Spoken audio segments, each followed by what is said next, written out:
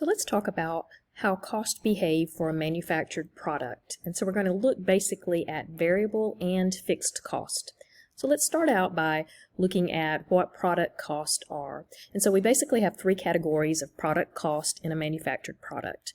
The first category you see here is direct material. So direct material, we'll write that as DM. And direct material is the major component of the product. We can easily and directly trace those costs to a specific unit of product. So that's a direct material cost. Next, we have direct labor, and we write that as DL, and that is what we call touch labor incurred in the manufacture of the product. So any employee who actually touches the product during the manufacturing process would be considered direct labor. So anyone in the assembly department, maybe if you paint the product, that labor would also be considered part of that direct labor. And then the final category we have is overhead, and we write that as OH, and that is indirect material, indirect labor. It also includes any plant overhead in the manufacturing process. So three components: direct material, direct labor, and overhead. So now let's look at what is a variable cost. And so in total tells us what that cost, how it behaves. So a variable cost, it will vary in total, but it will remain the same per unit. So when I think of a variable cost, the total will change, but the per unit cost will stay the same. So here's an example. Let's say a company purchases wood and they manufacture guitars, and they're using one particular type of wood for this specific guitar. So the cost of the direct material should be the same per each guitar that's produced from that specific purchase of wood.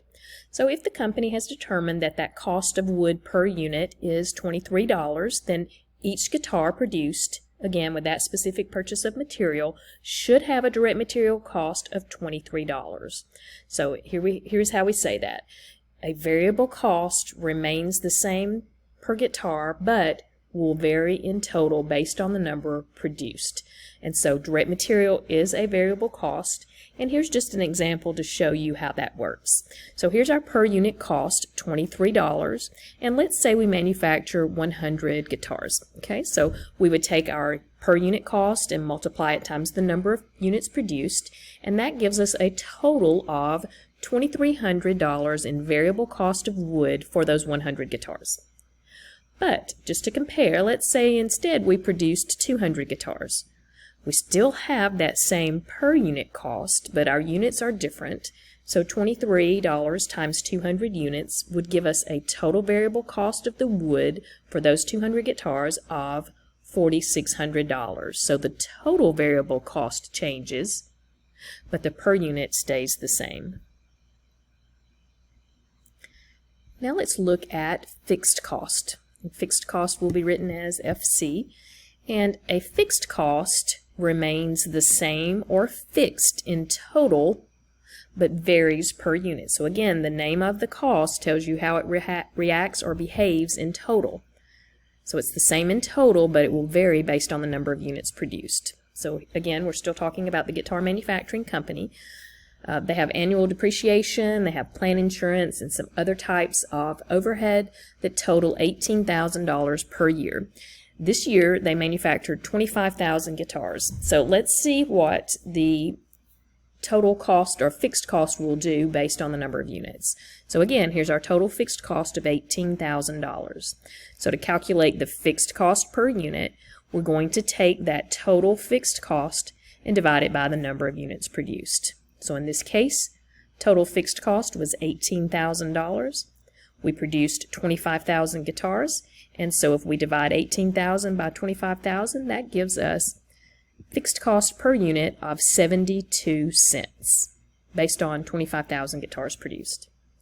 But let's say instead of having 25,000 that the company produced actually 30,000 units. So let's run that calculation again and see what our fixed cost would be per unit based on that change in units.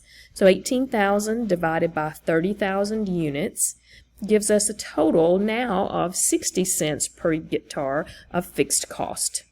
So if you see, fixed cost remains the same in total. That never changed. No matter how many units we produced, we still had the same amount of fixed cost.